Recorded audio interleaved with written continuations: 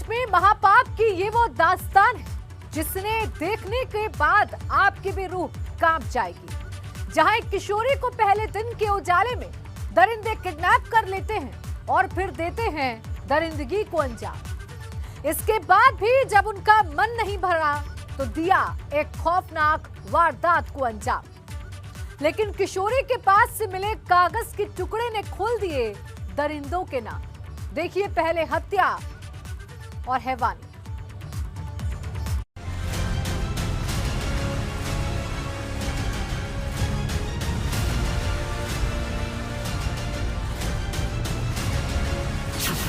छात्रा से की गई दरिंदगी,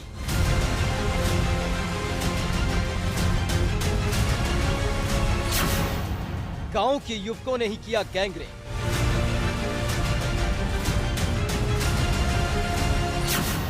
पीड़िता ने उठाया दर्दनाक कदम।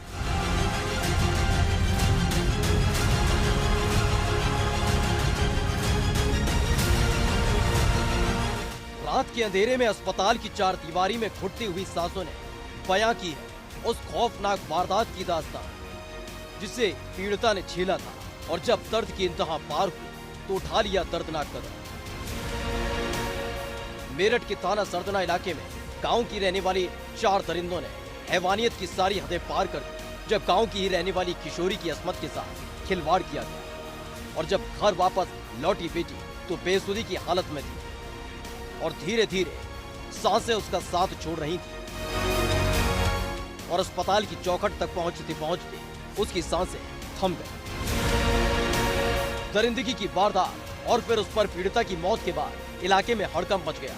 मौके पर पहुंची पुलिस ने शव को पोस्टमार्टम के लिए भेज दिया और फिर साथ ही शुरू की तफ्तीश, जिसमें पुलिस के हाथ एक सुसाइड नोट लगा है जिसमें गांव के ही रहने वाले लखन का नाम लिखा हुआ है और साथ ही लिखी है दरिंदगी की वो दास्तान जिसे पीड़िता ने भुगता।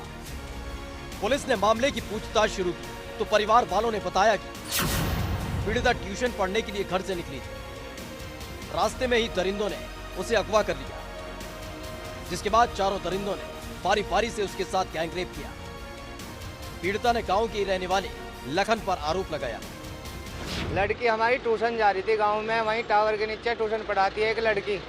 इसका 3, साढ़े 3, 4 बजे का ट्यूशन है। ये घर से 3 बजे गई। उसके बाद उन्होंने रास्ते में इसका किडनैप कर लिया लड़की का। अब लड़की को जो उन्होंने बलात्कार करके जहर दे दिया। वे 3-4 जने थे। लड़की एक का ही नाम बता पाई और एक उसका नाम है लखन। बाप का नाम है संजय। बाप का नाम है संजय और जी चंदा का पुत्ता जी वो। अच्छा।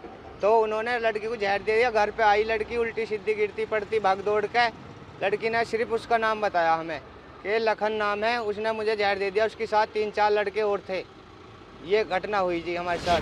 परिवार वालों का आरोप है कि गैंगरेप की वारदात को अंजाम देने के बाद किशोरी को जहरीला पदार्थ पिला दिया गया और चारों युवक फरार हो गए, जिसके बाद उनकी बेटी बेसुधी की हालत में घर तक पहुंची। घर वालों की नजर जैसे ही लड़की पर पड़ी उनके होश उड़ गए। किशोरी को अस्पताल में भर्ती कराया गया, लेकिन तब तक किशोरी की सांसें थम चुकी थी। तो सर ट्यूशन में गई थी वहाँ पे पढ़ने के लिए, तो उन्होंने लड़कों ने रास्ते में ही ट्यूशन में पहुंची नहीं लड़की हमारी, रास्ते में ही किडनैप करी उन्होंने वो, और उसके साथ में जो भी करा दुष्कर्म करा दिया और उसे जहर पिलाया वहीं पे। और उसके बाद में वो गिरती पिटती घर आई है। फिर हम उसे हॉस्पिटल ले गए और उसके बाद पुलिस को फ़ोन करा हमने। फ़ोन करने के बाद में पुलिस जब तो वहाँ पहुँची नहीं थी। उसके बाद में यहाँ हॉस्पिटल में लड़की ने दम तोड़ दिया एसडीएस ग्लोबल में। बस उसके बाद में फिर अब जो पोस्टमार्टम के लिए गई है। किशोरी से गैंगरेप और मौत की खबर सुनकर पुलिस प्रशासन के भी होश उड़ गए। पुलिस ने तफ्तीश शुरू की तो पता चला कि सुसाइड नोट में जिस युवक का नाम लिखा हुआ था वो लखन नाम का युवक किशोरी के साथ ही ट्यूशन पढ़ा करता है और रास्ते में किशोरी का अपहरण कर लिया गया, जिसके बाद 4 युवकों ने मिलकर किशोरी के साथ दरिंदगी की वारदात को अंजाम दिया। जिसके बाद पुलिस ने तत्परता दिखाते हुए चारों युवकों के खिलाफ मामला दर्ज कर लिया, तो वहीं लखन और उसके एक साथी को गिरफ्तार भी कर लिया। इसके साथ ही 2 और आरोपियों की तलाश पुलिस कर रही है। थाना सरदना के ग्राम कपसाड़ में एक लड़की के साथ दुष्कर्म की तहरीर प्राप्त हुई है। तहरीर प्राप्त होते ही तत्काल सुसंगत धाराओं में मुकदमा पंजीकृत कर लिया गया है। घटनास्थल का मौका मुआयना कर लिया गया है। लड़की के घर से एक सुसाइड नोट मिला है जिसमें मुख्य रूप से लखन नामक एक व्यक्ति का जिक्र है और उसके साथियों का जिक्र है। इसके आधार पर जो मुख्य अभियुक्त है लखन पुत्र संजय, इसकी गिरफ्तारी तत्काल सुनिश्चित कर ली गई है। प्रकाश में आए दूसरे अभियुक्त विकास पुत्र बलवंत उर्फ बुल्ली की भी गिरफ्तारी कर ली गई है। ये जो मुख्य अभियुक्त लखन है, ये उसी जगह पे ट्यूशन पढ़ता था जहाँ पे मृतका ट्यूशन पढ़ा करती थी। विवेचना प्रचलित है, अग्रिम वैधानिक कार्रवाई की जा रही है। दिन के उजाले में अंजाम दी गई इस वारदात ने इलाके में हड़कंप मचा दिया है, जिसमें न सिर्फ एक किशोरी का अपहरण किया गया, बल्कि 4 युवकों ने बारी बारी से उस किशोरी के साथ गैंगरेप की वारदात को अंजाम दिया। इसके बाद आरोप है कि उसी किशोरी को जहरीला पदार्थ पिलाकर आरोपी फरार हो गए। इसके बाद किशोरी ने तड़प तड़प कर दम तोड़ दिया। फिलहाल पुलिस ने 2 आरोपियों को गिरफ्तार कर लिया है, वहीं 2 आरोपियों की तलाश जारी है। लेकिन इस वारदात ने एक बार फिर से पुलिस की कार्यप्रणाली और बेटी की सुरक्षा की ताबों की पोल खोल कर रख दी है। एबीपी गंगा के लिए मेरठ से बलराम पांडे की रिपोर्ट। नोएडा के पॉश इलाके में बने मॉल पर जब पुलिस ने छापा मारा तो 2 साल से दफन राज खुल गया। जहां स्पा सेंटर के नाम पर चल रहा था गंदा धंधा, इस दौरान पुलिस को मौके से 14 लड़कियां बरामद हुई, तो वहीं इस धंधे में शामिल 9 लोगों को गिरफ्तार किया गया है। मॉल में चल रहे सेक्स रैकेट पर छापेमारी के दौरान कई आपत्तिजनक और नशे के सामान बरामद हुए हैं। देखिए स्पा सेंटर में गंदा धंधा।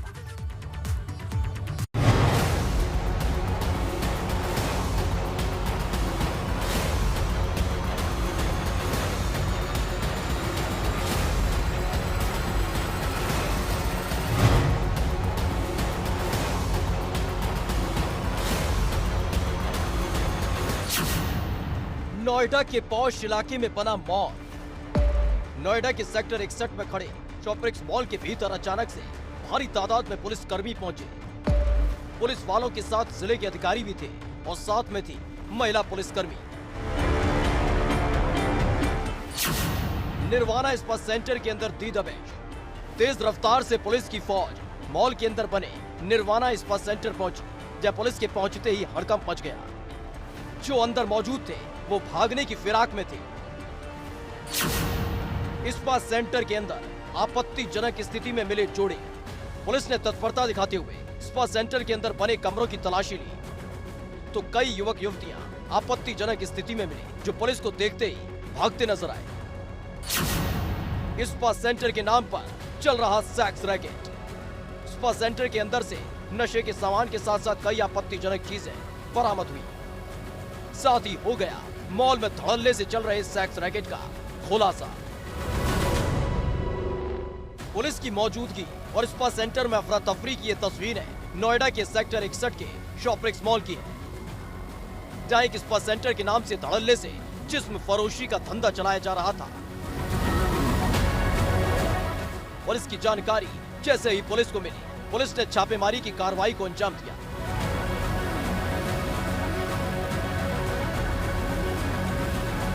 दरअसल पिछले काफी वक्त से पुलिस को मॉल के अंदर एक इस्पात सेंटर की आड़ में सेक्स रैकेट चलाए जाने की जानकारी मिल रही थी, जिसके बाद पुलिस ने इस इस्पात सेंटर पर छापेमारी के लिए एक प्लान तैयार किया।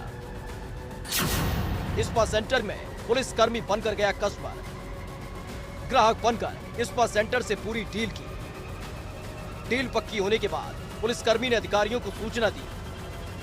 सूचना पक्की होने पर भारी तादाद में पुलिस फोर्स पहुंची और इसी दौरान इस्पात सेंटर में सेक्स रैकेट का पुलिस ने भंडाफोड़ कर दिया। जैसे ही पुलिस फोर्स मॉल के अंदर चल रहे निर्वाणा इस्पात सेंटर पहुंची, वहां हड़कंप मच गया। इस दौरान पुलिस को मौके से कई आपत्तिजनक चीजें बरामद हुई। आपत्तिजनक स्थिति में मिले युवक युवतियां। इस्पात सेंटर से 14 लड़कियों को पुलिस ने बरामद किया। वहीं इस्पात सेंटर के संचालक और मैनेजर समेत 9 लोगों को गिरफ्तार किया। इस्पात सेंटर से मिले कई आपत्तिजनक सामान। देखिए, नोएडा कमिश्नरेट में इस्पात के नाम पर देह व्यापार चलाने वाले सेंटर्स पे पहले भी हम लोगों ने बहुत बड़ी कार्रवाई की थी। काफ़ी सेंटर्स पे, इस तरह के सेंटर्स पे छापेमारी की गई थी और जो आरोप देह व्यापार का था वो सही पाया गया था, उस पर वैधानिक कार्रवाई की गई थी।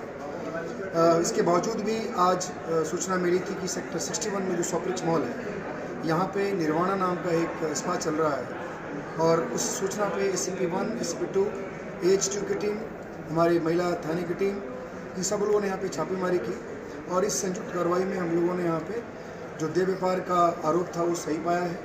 यहाँ पे बहुत सारी आपत्तिजनक चीज़ें कमरे से बरामद हुई, नारकोटिक्स के सब्सटेंस भी बरामद हुए हैं और यहाँ पे 7 लोगों को हम लोगों ने हिरासत में लिया है। इसके अतिरिक्त जो इसका मालिक है, जो चलाता है, और उसका जो मैनेजर है, उसको भी हिरासत में लिया गया है। 9 लोग हम लोगों ने अभी अरेस्ट किए यहाँ से।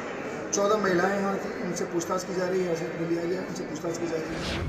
पुलिस ने स्पा सेंटर के संचालक गुलफाम और प्रबंधक अखिलेश को गिरफ्तार कर लिया, जिनसे पूछताछ में पता चला कि पिछले 2 साल से लगातार मॉल में निर्वाणा के नाम से स्पा सेंटर चलाया जा रहा था और इसी स्पा सेंटर की आड़ में सेक्स रैकेट को संचालित किया जा रहा था। यही नहीं, इस स्पा सेंटर में अलग अलग राज्य से युवतियों को लाया जाता था और फिर इस धंधे में उतार दिया जाता था। छापेमारी के दौरान मिले स्पा सेंटर के संचालकों ने अपनी पूरी मॉडस ऑपरेंडी खोल कर रख दी। पूछताछ में पता चला कि 2 साल से स्पा सेंटर की आड़ में ये सेक्स रैकेट चल रहा था। दिल्ली, नोएडा और हरियाणा से लाई गई थी युवतियां। सर्विस देने के नाम पर ग्राहकों से वसूले जाते थे हजारों रुपए। छापेमारी के दौरान पुलिस को मोबाइल और लैपटॉप भी बरामद हुए हैं। इस स्पा सेंटर में रोज के ग्राहकों में कई सफेद पोश भी शामिल हैं। इस पूरी छापेमारी के दौरान जो 14 लड़कियां बरामद हुई हैं, उसमें सबसे चौंकाने वाली बात यह है कि उनमें से 2 लड़कियां नाबालिग हैं, जिनकी मजबूरी का फायदा उठाते हुए उन्हें इस धंधे में उतार दिया गया था। साथ ही जो ग्राहक इस स्पा सेंटर में आते थे वो सफेद पोश और रसूखदार हैं और उनकी इस सरपरस्ती में ये सेक्स रैकेट चलाया जा रहा था। देखिए, ये इसके बारे में ये बताया जा रहा है कि काफ़ी दिनों से चल रहा था, लेकिन बीच में ये बंद कर दिया करते थे। जब भी इस तरह की कार्रवाइयाँ होती थी तो बंद कर देते थे, उसके बाद इसको चोरी छिपे चला रहे थे। हम लोग इसी जांच कर रहे हैं। सर, मॉल के मैनेजर और जो मेंटेनेंस वाले हैं उनके भी देखे जाएगी। मॉल के जो स्टाफ हैं, मॉल का जो सिक्योरिटी इंचार्ज है, जो मैनेजर है, इसके संलिप्तता के बारे में भी पता कर रहे हैं हम लोग और कोशिश ये है कि अगर ये संलिप्त पाए जाएंगे तो इनके विरुद्ध भी कार्रवाई की। मैसेज बहुत लाउड एंड क्लियर है। अगर स्पा सेंटर के नाम पे इस तरह की बातें कहीं भी की जाएगी, इस तरह के देह व्यापार का धंधा कहीं भी होगा, तो उसके विरुद्ध नियमानुसार कार्रवाई की जाएगी और उसमें जितना संभव हो पाएगा वो सख्ती से सख्ती की जाएगी। फिलहाल पुलिस ने इस स्पा सेंटर पर कार्रवाई करते हुए स्पा सेंटर को सील कर दिया है। साथ ही उन रसूखदारों पर शिकंजा कसने की तैयारी है, जिनकी सरपरस्ती में स्पा सेंटर में सेक्स रैकेट चलाया जा रहा था। इसके साथ ही पुलिस लगातार मॉल के प्रबंधन से जुड़े लोगों से भी पूछताछ कर रही है कि पिछले 2 साल से स्पा सेंटर की आड़ में सेक्स रैकेट चलाया जा रहा था और मॉल के संचालकों को खबर तक क्यों नहीं थी। लेकिन इस कार्रवाई ने स्पा सेंटर संचालकों में हड़कंप मचा दिया है, जहां स्पा सेंटर के नाम पर सेक्स रैकेट का धंधा चलाया जा रहा है। नोएडा से एबीपी गंगा के लिए बलराम पांडे की रिपोर्ट।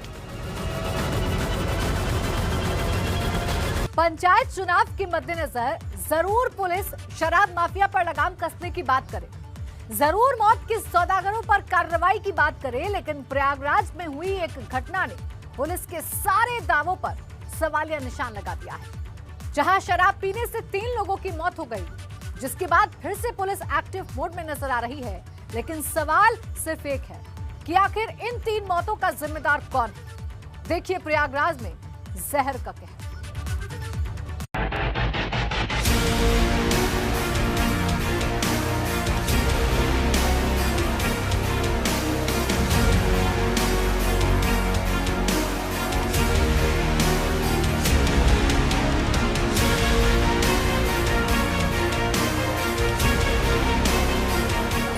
प्रयागराज के शाहपुर गांव में उठी मातमी आवाजें किसकी?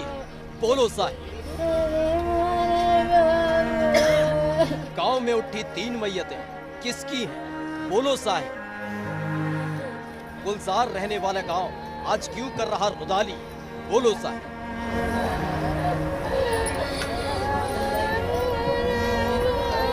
कैसे बुझ गए 3 घरों के दीपक? कैसे घर कर गया मातम? कोई क्यों नहीं मुस्कुराता? बोलो साहिब, बोलो।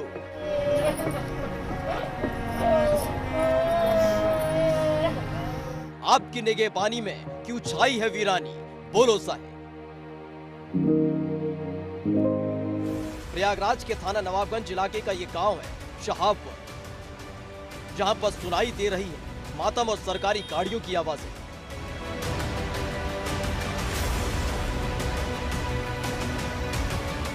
दिखाई दे रहा है तो आंखों में आंसुओं का दरिया और पुलिस का जमावड़ा, लेकिन ये गांव ऐसा न था। शाहपुर गांव में भी लोकतंत्र के पर्व का माहौल था। होली पर शराब को बांटने का काम जारी था। इसी बीच एक घर से आने लगी मातम की आवाजें और देखते ही देखते मौत ने 3 घरों में अपना डेरा डाल लिया। शराब पीने से अचानक से कई लोगों की सांसें अटक सी गई। जब तक अस्पताल की चौखट तक ले जाया जाता तब तक 3 लोग अपनी अपनी पीठ पर लाश में तब्दील हो चुके थे।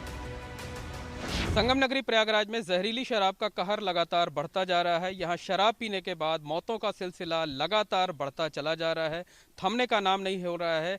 और अगर संग प्रयागराज की बात करें तो यहाँ के नवाबगंज इलाके में कल 3 लोगों की मौत हुई है। तीनों लोगों ने पहले शराब पी थी। शराब पीने के बाद उनकी तबीयत बिगड़ी और उसके बाद जब तक अस्पताल ले जाया जाता एक एक कर 3 लोगों की मौत हो गई है।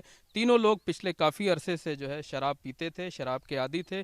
और जो जानकारी मिली है उसके मुताबिक ये शराब बाहर कहीं से लाई गई थी, गांव के ठेके की दुकान पर नहीं खरीदी गई थी। और 3 मौतों के बाद से गांव में मातम का माहौल है, हड़कंप मचा हुआ है। हालांकि जो सरकारी अमला है वो लगातार सफाई दे रहा है, मामले की लीपापोती करने में लगा हुआ है। सरकारी अमले का दावा है कि इन लोगों की मौत जहरीली शराब से नहीं हुई है बल्कि अलग अलग बीमारी की वजह से हुई है। हालांकि एक ही दिन में एक ही साथ 3 लोगों की मौत कैसे हुई और उसके बाद शराब पीने के बाद इनकी हालत अचानक क्यों बिगड़ी, इसका सरकारी अमले के पास कोई जवाब नहीं है।